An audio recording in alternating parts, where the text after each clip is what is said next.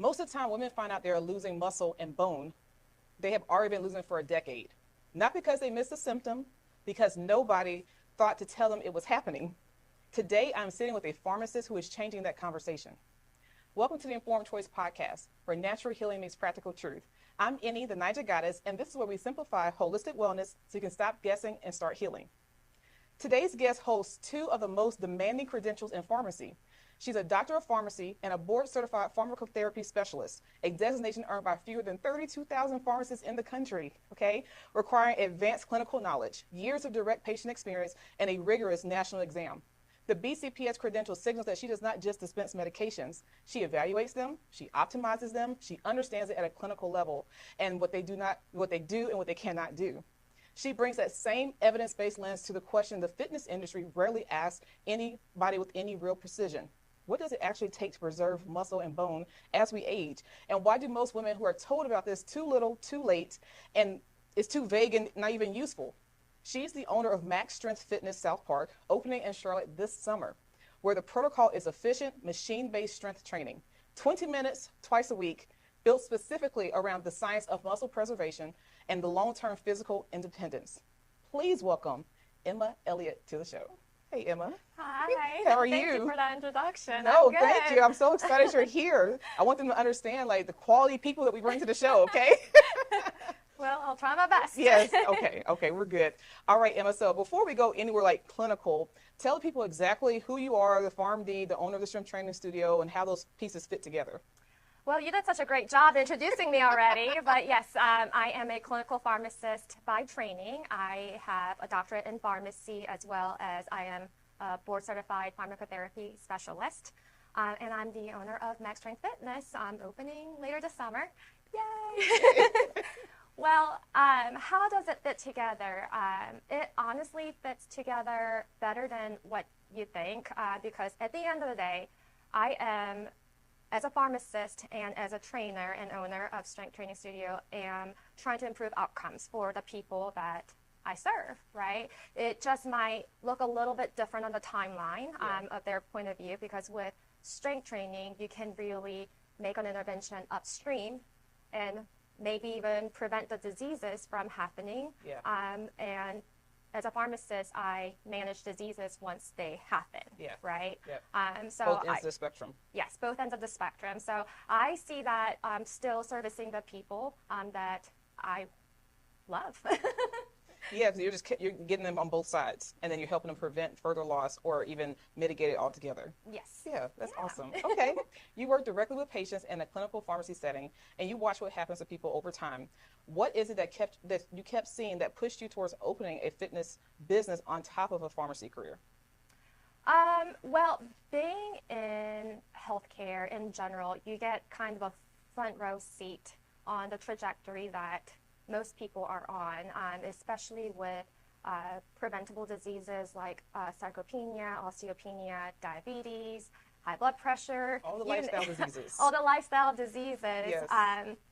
And you realize that although there are, medications that we do offer them, and, we hope that it helps them and improves their outcome, at the end of the day, the lifestyle changes and modifications are also the more effective way to treat that and also prevent it in general. Right. And I just wanted Addressing to the root. be right, and I just wanted to be part of that conversation as well. I don't want to just manage diseases at the end. I want to be also talking to them before they happen. Yeah, I love it. Okay.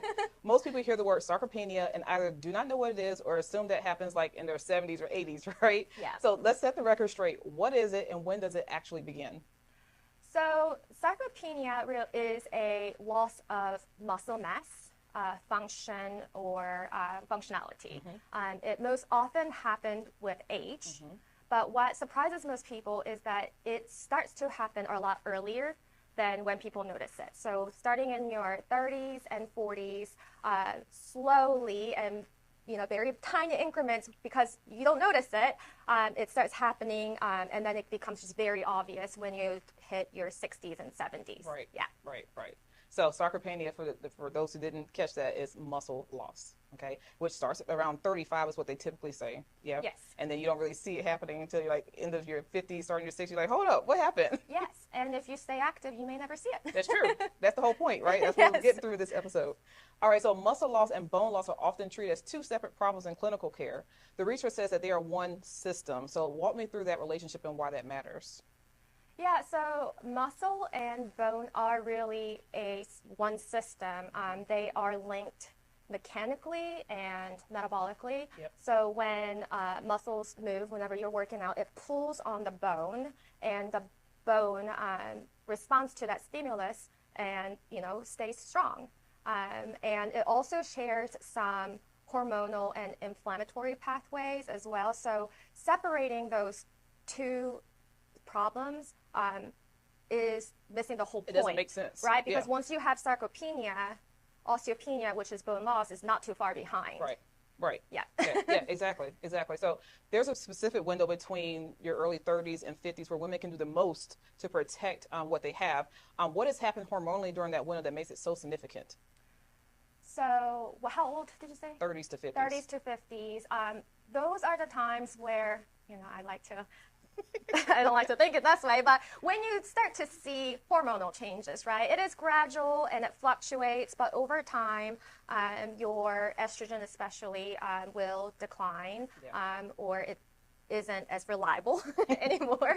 And estrogen is, protective for bone and muscle maintenance. So once the estrogen drops off, then your muscle and bone can lose its density a lot quicker. I think they were saying that around menopausal time period, women loses up to like 5% of their bone density.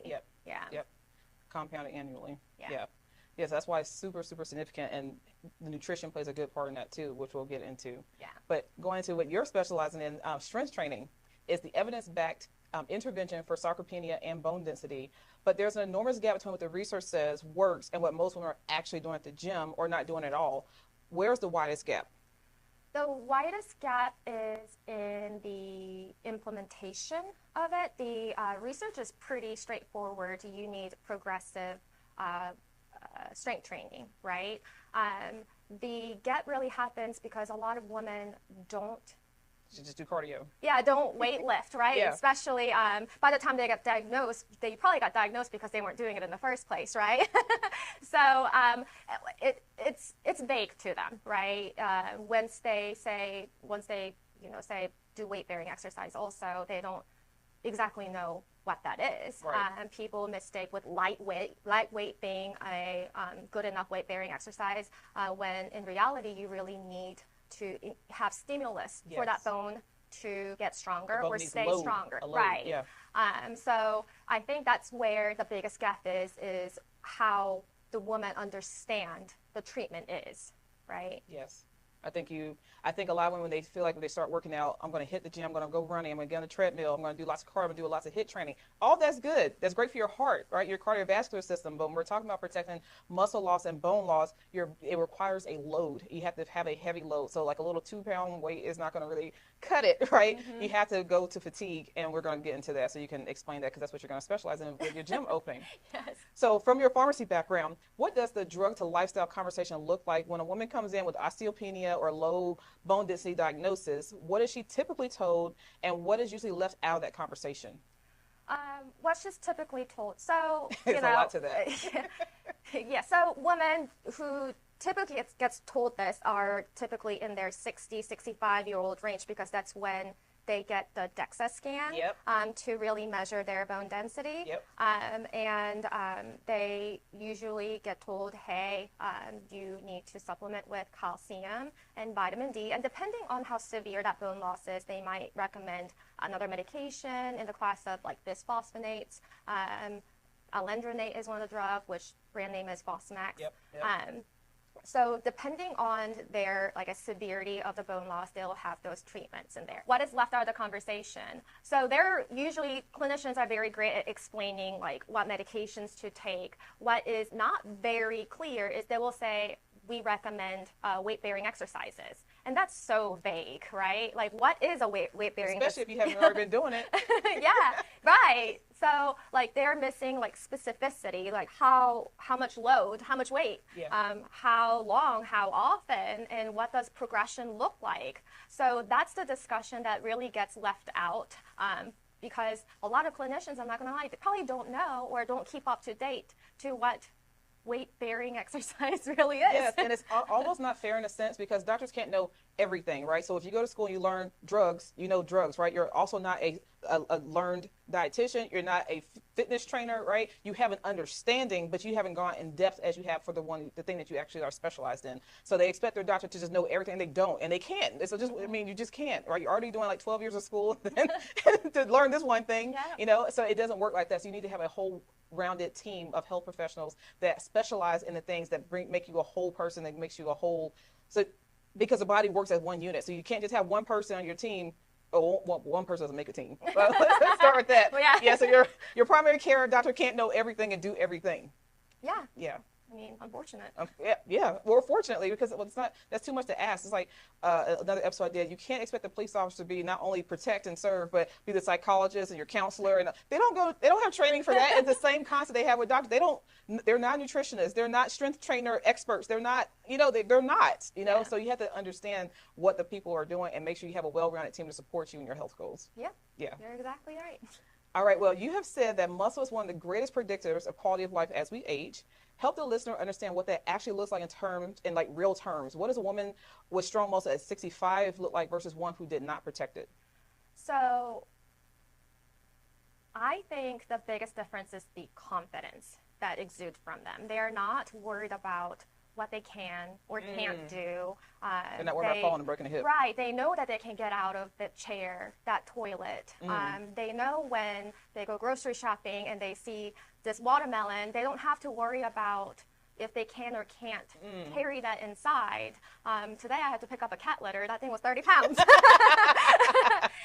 So, they're independent, but people who don't preserve their muscle are a bit more cautious, right? They are a lot more... diminishes their quality of life. Right. They're more dependent, right? They're more worried about if they can or can't do something, right? So, and they're scared of hurting themselves, right? Yeah. So it really comes down to the confidence in their ability to go out to do the things that they want to do without second guessing their body's ability to do them. I love how you framed that. Yeah, I think you hit the nail on the head with that for sure. Okay, well, vitamin D and calcium get the most attention when it comes to like bone health conversations. What are the nutrients and lifestyle factors that are doing just as much work but almost never get mentioned? Because I have a lot to say on this. Yeah, I know. This might be your realm of expertise. The nutrient part, vitamin D and calcium, I think it's protein because as we age, we are less efficient in synthesizing our own protein. Yes. But we don't synthesize, meaning create. Our bodies creating it themselves. Right. Yeah. But we don't necessarily like augment our intake because once you had certain diet your entire life, I mean, like you're likely not going to change it all that much, at least without trying, right? Or knowledge. Yeah, without knowledge. So for a nutrient, I think that one is definitely one of the biggest ones. And for lifestyle factor, strength training. Yeah. But also, like in terms of bone health, people sleep on sleep. It's true. Having good night's sleep, true. not be stressed out. And there are things like, like people take medications that can increase that degradation of the bone as well.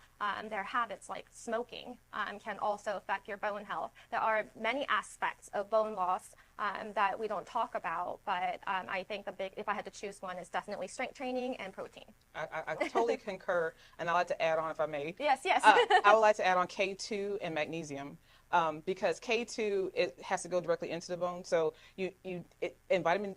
magnesium is needed for vitamin D to convert to the active form, right? And a lot of things within our body, magnesium does over like 300 functions in the body. And so when we're low on magnesium, which most Americans are because our soils are depleted of magnesium, and people are very stressed, which depletes your magnesium, and people are taking lots of drugs, which depletes your magnesium, and on and on and on, right? Yeah. So you need those things. You need the vitamin K2, you need the magnesium, you need the calcium, you need the, what's the other thing I say? Calcium, vitamin D. Vitamin D, yes. And of course protein, because as we'll talk about, when you're using heavy load and you're tearing those muscle fibers, you need the amino acids to help rebuild those muscle fibers to come back stronger. So that packaging is a really good base foundation. There's way more to that, but a base foundation for bone and muscle strength. Yeah, and even if you don't tear them, it just helps. Well, that part too. Yeah, yeah, for sure. I am curious, what type of magnesium do Yes. you recommend? Because there are a lot of different formulations of magnesium, and I'm curious what your input is. Yes. So multi-factor. So as an aside, so I like magnesium citrate for post workout recovery and a transdermal application because it helps relax the muscles. It also helps with good sleep. It helps with also regulate your circadian rhythms. That's the one I recommend the most. And then I like a magnesium bisglycinate for taken internally, like orally. Okay, when you said citrate, I was just like, oh gosh, but you meant topically. Yeah, Okay, transdermal, yes. I was like, ooh, I don't know. No. Transdermal application of magnesium citrate, internal magnesium bisglycinate or magnesium glycinate. Okay. Yeah, those are the ones I like the best, and they're easiest to absorb for the body, depending on which application you're using, and people get the most results the quickest I've seen in clinic. Okay, Yep. that's awesome. Yep. Okay, we're getting down here. Yes. Okay.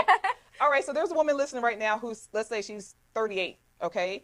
And she's never thought about this. She's never heard of this. She's not sick. She's not in pain. She doesn't feel like this applies to her yet, okay? What would you want her to understand about what's already happening to her body that she's probably just not even aware of?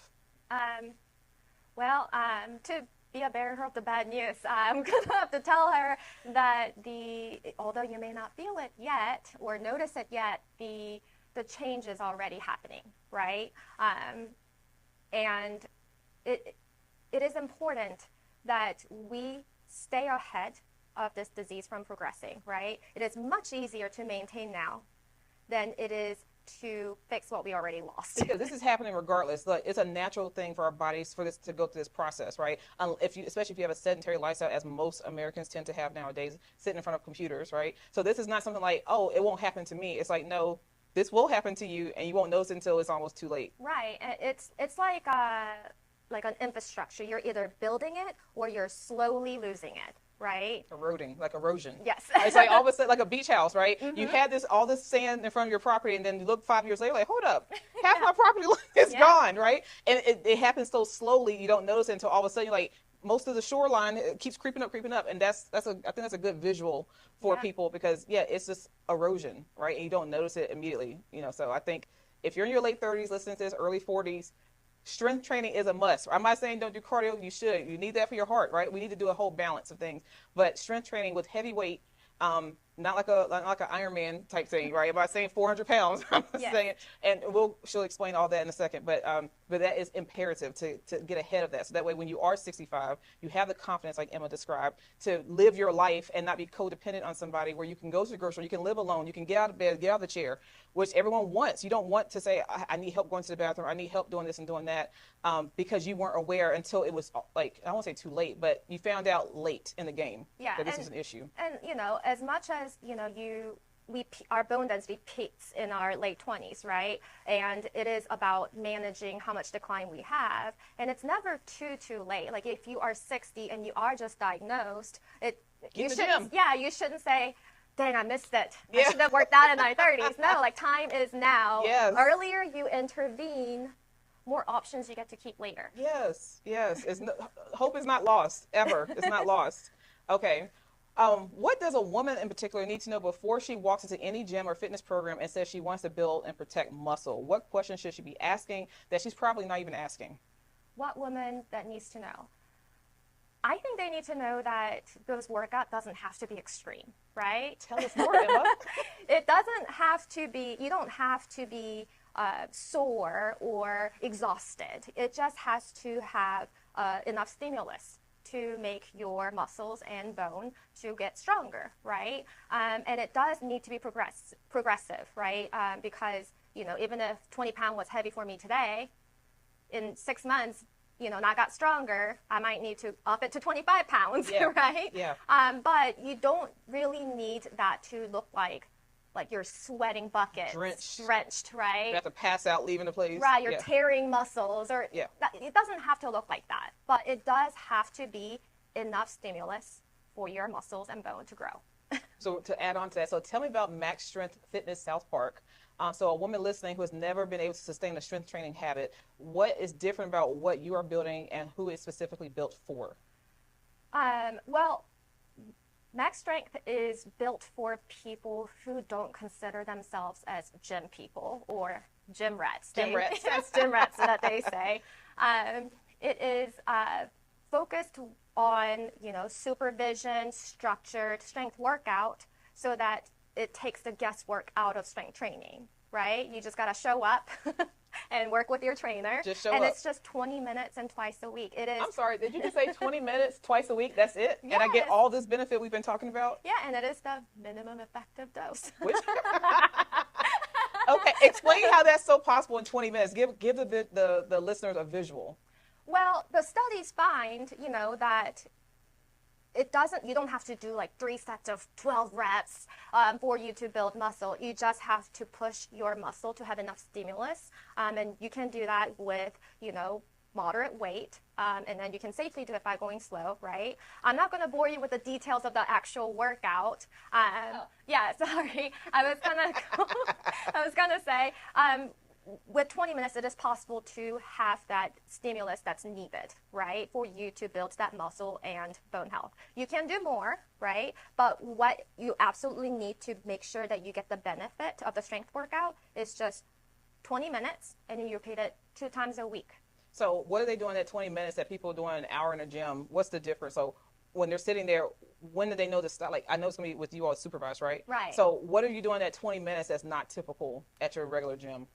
We try and push our clients to, do workout until what we consider muscle failure. You don't actually end up going to muscle failure. It's just when like you can't do another rep, right? Right. In that round, it's like, okay, if I push one more time, I'm done. Mm-hmm. So doing that, and when you do that for 20 minutes, it's just as effective as if you worked out for a whole hour. Right. And I'm not saying don't work out for an hour or right. 2 for the people that works for them, right. but we're saying that this is the minimum effective dose. So if you are like most people in America, we are busy. Yeah. We have other people to take care of. We have jobs to go to. I like to sleep sometime. Like, I don't have 2 hours 3 to 5 times a week to really dedicate myself to that kind of scenario. And Max Strength Fitness, we just offer a type of strength fitness that is adjustable, right? Yeah. That we can, keep on with, to be consistent with, because at the end of the day, you have to be consistent. That is always the key in life if you want any success. Okay.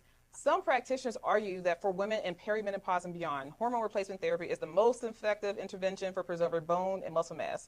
Where do you land on that conversation, and what does a woman actually need to understand before making that decision? I think hormone replacement has its place. It's very effective, especially for symptom management as well. Of course, it has its risks as well. I don't think I want to list out all the risk of hormone replacement therapy. But at the end of the day, hormone replacement therapy alone isn't really going to get you to where you want to go by itself. It has to be, it's got to be a part of a broader picture: strength training, nutrition, and hormone therapy. The whole package, right? Yeah. Right. Why not use, everything in your arsenal to solve the issue and get to the root? And get to the root, yes. Because a lot of times in our society, it's always about symptom suppression, symptom management, but it's not getting to the root cause. So if you do these things in totality, then you're addressing the root cause, so you don't have to be dependent forever on pharmaceuticals, which ultimately we don't want to do because it's hard on our organs and all that. But it's there for a purpose when you need it. So I'm not saying not to at all. Okay, I'm not saying that. I'm just saying the over dependency that we have in this nation, particularly, and then with no lifestyle interventions, I find that to be problematic. Yeah. And then you become more and more dependent, and then you lose your quality of life more and more and more. And so that's what I'm always trying to prevent. Right. I mean, I wish there was a pill that grows muscle. Yeah. I'll take it. But unfortunately, that's not here yet. Right. I'm so with you. Okay, Emma. So every guest that comes on the show, I always ask them this question. If you could give someone just one informed choice to make this week, what would it be? One informed choice this week. That's a hard one because there's so many ones. I think it is, I kind of mentioned it earlier, is earlier you start, more options you get to keep later. And that's very important. That's a t-shirt. Yes. Max Strength Yeah, Fitness. Max Strength Fitness. That's a good one. Yeah, I think that's fantastic. That's a key takeaway of the show today that people can really, it's really tangible. And so before we switch over to our herbal spotlight segment, give us a rundown about Max Strength Fitness and when you're open, where you are, and all the things, and how people can follow you and work with you. Max Strength Fitness South Park is opening later this summer. It's going to be on Park Road on the same building as the public storage building, and we cannot wait to start serving the community and make people strong. Yes, that's fantastic. Okay, so what's the best way for people to reach out to you and connect with you? Because I'm sure when they hear this episode, they're going like, 20 minutes twice a week, I can do that. Yeah. We are on Facebook and Instagram as Max Strength Fitness South Park. And you can always email me at southpark@maxstrengthfitness.com. Perfect. Links will be in the show notes below. Okay, thank you so much. We're going to go into our herbal spotlight. Okay, guys, so welcome back. So we always do a herbal spotlight that relates to our topic. And so we've been talking about everything our body needs in terms of the raw materials. So we know we need muscle, like protein for muscle, right? We also need minerals for bone density, as you are well aware of. So one of the most that's the word it's made up, minerally dense plants on the planet is? Minerally dense plant. I have no clue. Nettle.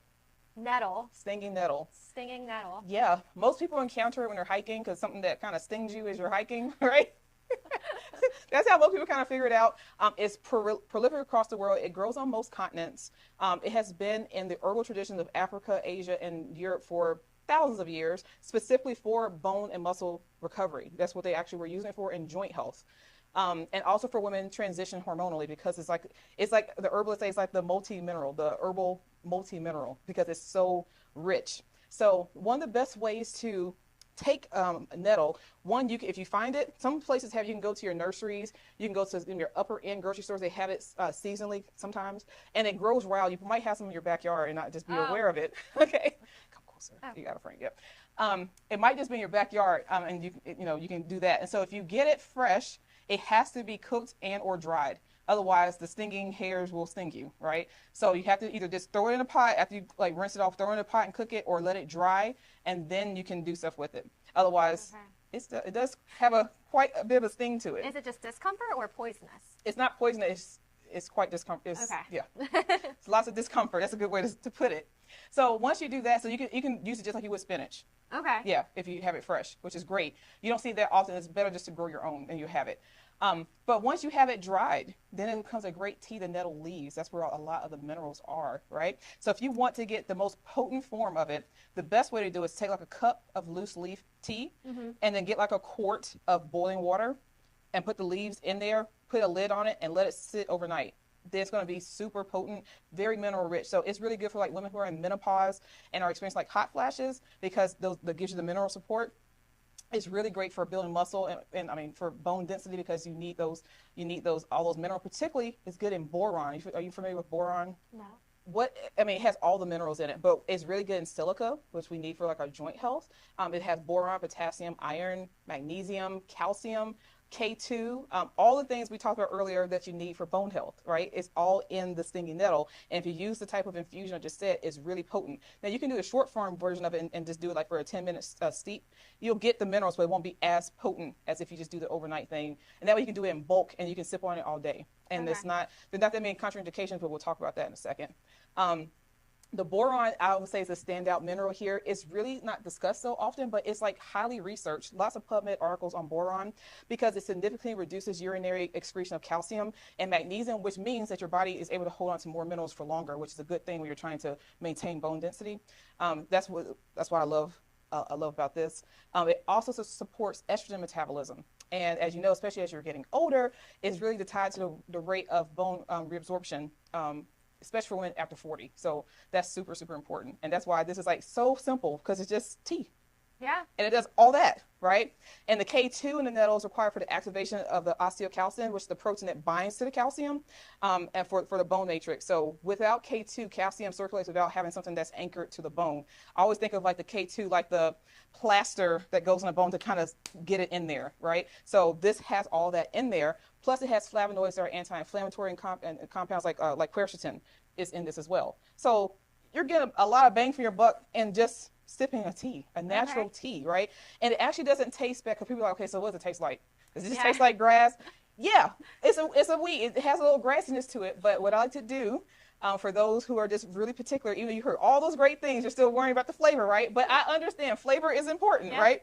So I add some stevia leaves to it, like actual stevia leaves, and that helps sweeten it up a little bit and kind of cut some of the grassy notes, some of the little bit of the bitter notes. But it's something when you drink it regularly, you can drink it. I drink it unsweetened. You can actually just grow an appreciation for the taste, right? I always preach in my classes that people in the particularly United States, they skip over sour and bitter flavors. They love sweet, salty, and umami, right? But they skip over the sour and the bitter. And those are so medicinal in terms of what they do for the body and the enzymes that are produced in your mouth that help you break things down so you can absorb different types of nutrients in your microbiome. So it's so important that you have the diversity of plant foods that you incorporate on a regular basis, because it does a wonder for your body, right? Because our body doesn't work in isolation. It's one system working together. So we want to support it well. So I thought, based on our conversation, Emma, that this would be the best herb to highlight, because it's really easy to get. It's not something specialized. Most places have it. Even regular grocery stores are starting to carry nettle tea. If you don't see it like in your Harris Teeters and Publix, they'll have a nettle tea. Of course, your Whole Foods will carry stuff like that, and Sprouts, they'll carry that as well. And then if you don't see it, you can go to any health food store. They absolutely have it. And then you can go to trusted sources and buy your own herbs yourself. I'll put some links below that you can try, but you can also buy it on Amazon, but make sure it's from like a reputable place, like a Mountain Rose herb or something like that, or make sure it's reputable. Okay. So, contraindications, if you're on like warfarin, you shouldn't, talk to your healthcare team or talk to your whole team that actually knows about this. You don't want to do that if you're on any kind of blood thinner. If you have chronic kidney disease, take with caution. So again, consult. It depends on what stage you're in. You want to take with caution. Most herbal stuff is totally fine, but just because your situation might be unique, we just want to put that out there as a potential contraindication. Yeah, so that's it. What are your thoughts on that? Good. Is there like a certain dose that you should take or shouldn't take more of? So there's nothing that says that you can take too much of it, because whatever your body doesn't use, you'll pee it out, essentially. But the recommendation is to drink 1 to 3 cups a day. But as long as you're taking it regularly, you're getting a multi-mineral, just like we do with sea moss. It's a daily multi-mineral that your body knows how to handle, knows how to absorb, so it's more bioavailable to your body because it knows what to do with it. So it's a harmless way in most cases, in 99% of cases, to really help you in whatever stage of your life you're in. So it really is going to help protect your bone and muscle loss because of what it's doing, and also help if you're having symptomatic symptoms. If you're having symptoms that are not super fun, if you're in menopause, right? You're missing some key nutrients here. And even I've done this same herb on a different episode, and she drank it, and it was her first time ever having LT, and she called me. She's like, "Annie, I didn't have a single hot flash all day." So that fast? Yeah. Wow. Yeah, and I hear that all the time. I was like, "Just drink some Nettle and take some sea moss, you'll be fine." And they're like, I'm sleeping through the night. I'm not sweating through my sheets, right? So if you're in menopause or perimenopause, you're having those kind of issues, you're having some nutritional deficiencies for sure, and you should talk to someone on your healthcare team about that. But this is something that can just help you across the board. Your body will say thank you. Yeah. So with that, have you ever had nettle tea before? I don't think so, but then again, I might have. They're like, my grandma and my mom, I just didn't know what I was drinking. Yeah. Yeah, then you probably have. So I just brewed this. I did this last night and just kept it in the fridge. So you can drink it hot or cold. Right now it's room temperature, because this is an induction, so glass is not conductive. So I'm going to pour Emma a glass so she can try it and give us her opinion. Oh, I recognize the smell. You do recognize it? It's a lot sweeter than I thought it was going to be. That's good. There's a little bit of stevia leaves in there. Wow, this is delicious. I can just Yeah, and it's super easy. So if you just get like a 32-ounce mason jar and just put it in the fridge, and then you can just sip on it throughout the day. This is really good. I'll drink this. Awesome. Perfect. So yeah, and I'll give you the rest of it. It's for you. Wow, this is really good. Honestly, it kind of, to me, tastes like sweet tea with like that smell that I do recognize. With that smell? Yeah. It's delightful. I didn't pay her to say that, guys. Yeah, our plant medicines taste good. If it feels too grassy for you, add some. I don't like the stevia like sugar part. I like the actual leaves, right? So it's like part of the herbs. So you're getting more minerals and things in this whole package. So I just put 1 tablespoon of dried stinging nettle and 1 teaspoon of stevia leaves, in the strainer and then let it sit. Is it available like dried? I have a stevia whole leaves? apothecary, which you're not aware of. Okay. But yeah, so I buy all my herbs in bulk, and so I just have it. Okay. And I can give you some for you, Lee, for sure, if you're interested. Tastes delicious. Yes. If you're interested, so yes, I will surely hook you up. All right. All right, so now in our Be Wealthy Nigerian kitchen, we are going to make a high protein dish. And if Emma loves it, she's take it home with her. Okay. So just to go through our ingredients, what we're going to do for our starch base, because you know our Nigerian plate, we have half our plate or more or less, depending on what your goal is. As non-starchy veg, then we have a portion for starch and have a portion for protein. Our starch for today is a mixed mash of high protein grains. You all know I love an ancient grain, not your basic stuff. So I have a mix of sorghum, lentils, brown rice, quinoa, and buckwheat, right? And those are all very high, like they're all like 8 or 9 grams protein per cup for that, and high in fiber.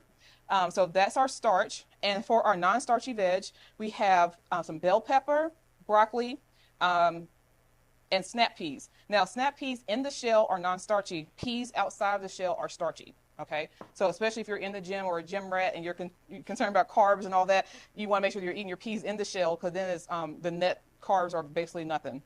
Okay, and then we have garlic and ginger here as well. And then for our protein sources for the dish, we have some edamame, which is like 18 grams per cup. And then we have some tofu. And just to kind of speed things along, I went ahead and crisped those up. You all have seen me do it many times at this point. And then we're going to add a delicious sauce. It's inspired by the one from our book. So I have mixed some things here. I have what is it? I have some sesame oil, soy sauce, and maple syrup. And then here I have some gochujang, to add a little bit of heat, and some rice vinegar. And then here I have a little bit of arrowroot powder to help thicken up the sauce. Some people use cornstarch, and that will make our whole little thing. Now the whole point when we're doing a stir fry, that it needs to be over a high heat, because we just want to kind of warm it through, but it should still be bright and vibrant. It should still have a texture to it. It should not be mushy. It should not have gray vegetables. Okay? And putting all this together. And so when you prep your ingredients using the Nourished by Naija method, you have this for the whole week, right? You can make a huge batch of whatever grain you're having, and it can be frozen or put in the refrigerator. This meal, if you have it already cooked, it lasts 5 days in the fridge, and it still tastes great, and the textures are still really good, but you can also freeze it as well. And then you can have something, so when traffic hits or life happens, you can still have access to a delicious, healthy, quick meal, right?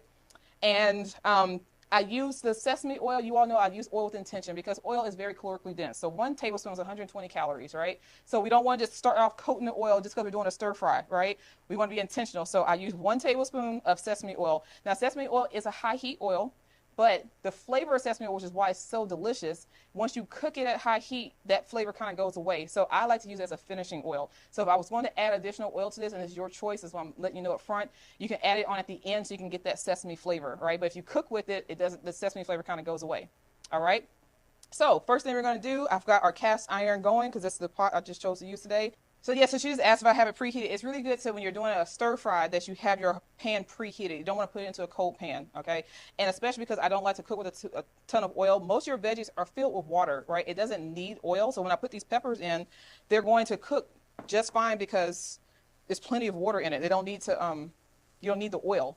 And if they start to stick a little bit, you can just add a splash of whatever liquid. It doesn't have to be an oil. You can use water, you can use soy sauce, you can use a veggie broth, and just keep things moving around.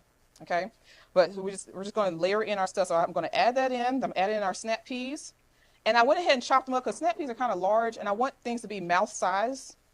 And so what I'm looking for here is basically for it to turn a bright green, and we'll know that that'll be ready. I'm going to add in our aromatics. So I have some chopped garlic and some chopped ginger. That makes everything always taste amazing. What do you think so far, Emma? I am super excited. All right, and essentially, again, we're just warming things through. So I'm going to add our broccoli, and here again, I'm just going to be looking for the color to become a really bright green. I should use a bigger pan.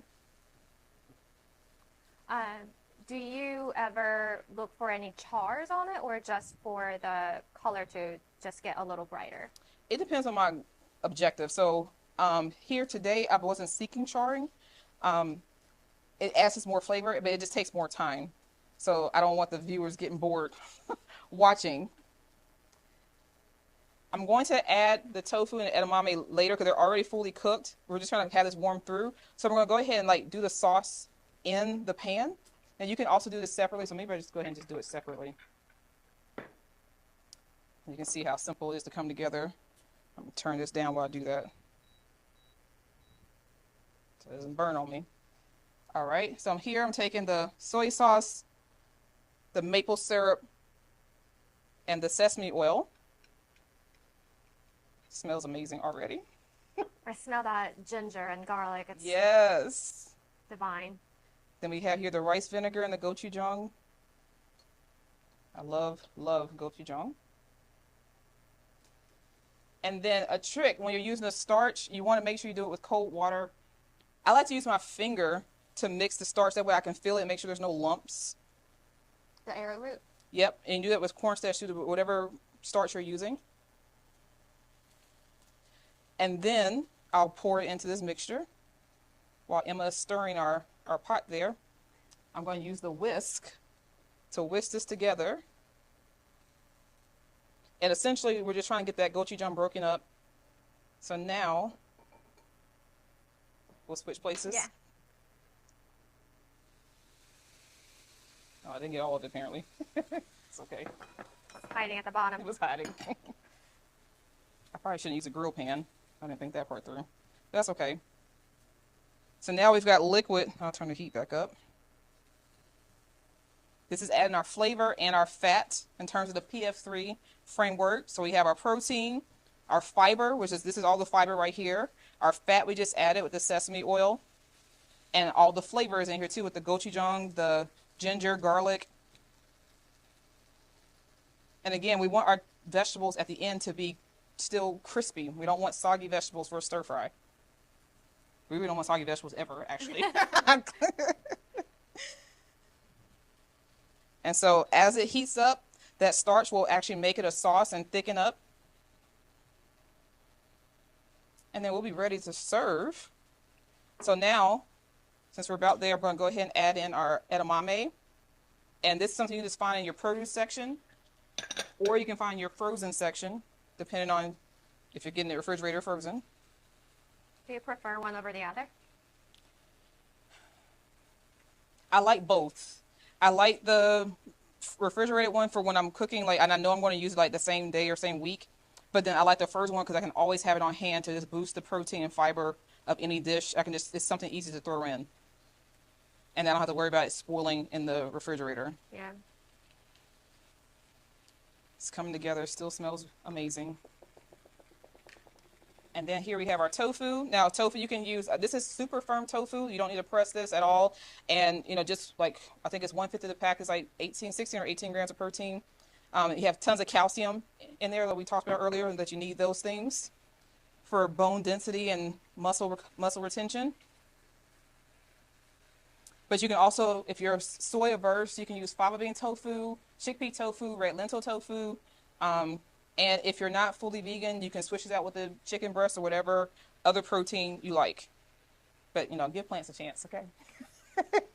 Give plants a chance. So since we're just warming this through, I see the color has changed in the broccoli. See how it's turned bright green? Oh, Same thing yeah. with the snap peas. And that's all we're looking for. We're not trying to cook them. We just want to wake them up. They're like, hey, we were sitting in the refrigerator. Now we're awake. We're ready to serve your body. So we're ready to go. Delicious. Yeah, we're ready to go. All right. So this is for you, Thank my you. my darling.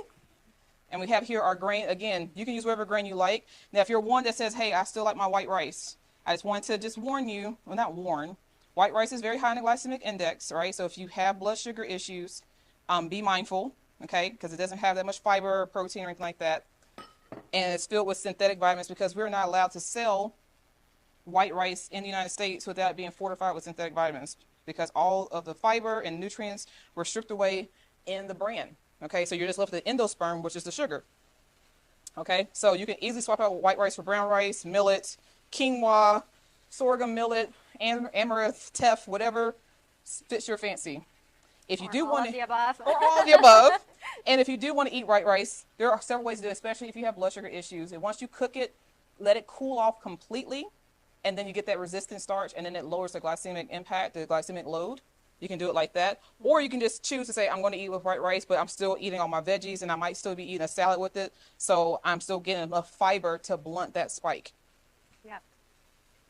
So we're going to serve our pretty lady up.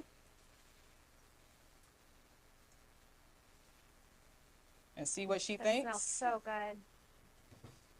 I'm going to turn the eye off. And would you like some green onion sprinkled on top? I'm sure.